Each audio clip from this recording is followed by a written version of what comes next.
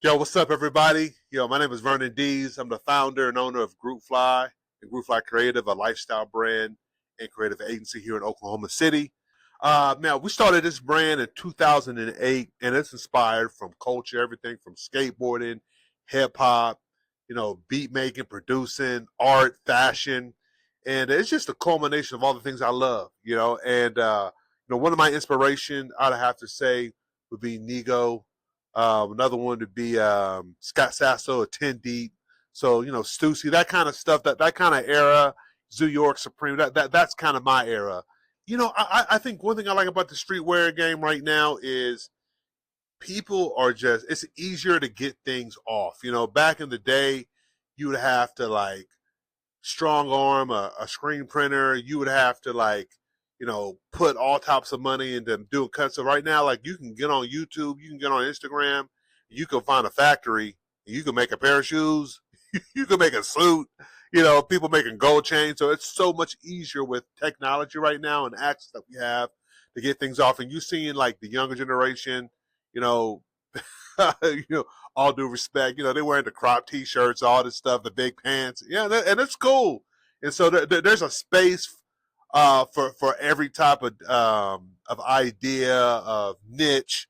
And so I mean, it's cool right now. The older heads like me, we're still relevant. The young boys, they still doing their thing, and everybody in between. So there's enough space for everybody to coexist. And really, Oklahoma City, kind of what we're seeing. I love to see the brands emerge. What Chopper's done with Season, Mappers, Clean. There's so many dope brands. I was at a little pop up the other day.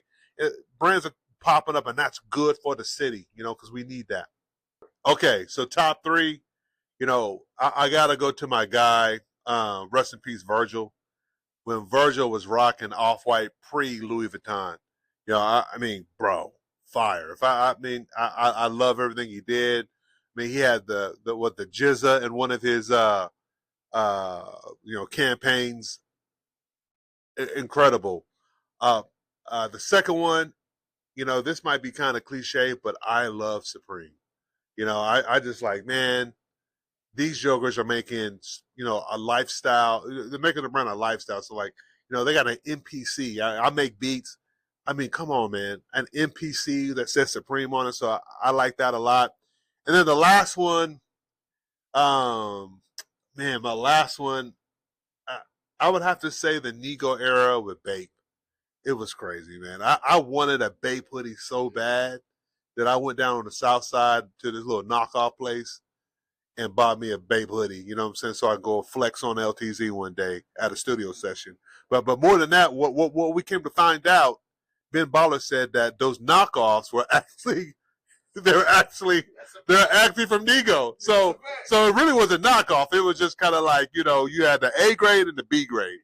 And so I would say those off the top of my head, would be Virgil in the Off White era, Supreme. I love everything they do. And then lastly but not least, Nego in the Bape era. Amazing. Well, I think with Virgil, the beauty of his, there's two folds to that. The beauty of Virgil is simply this: he made stuff dope that was right in front of you. All of us had a Pyrex, mixing jar in a measuring cup in our home. He took that and made it dope. We look at like the crosswalk signals, the slashes. We walk across those every day. He made that dope.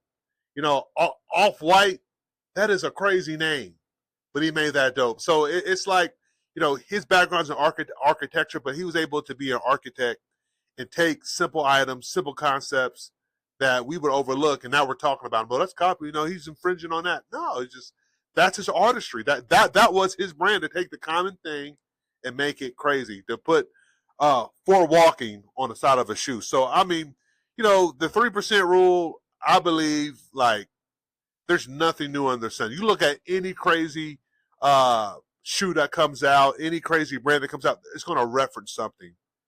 And I feel like you always want to give homage to the originators. I don't believe in like Jack and stuff, but I feel like he did that. I feel like he took the common things, made it his own, put it through his filter, put it through his architecture mindset, and it's iconic. It's iconic. You know, like leave Virgil alone. We're gonna have problems.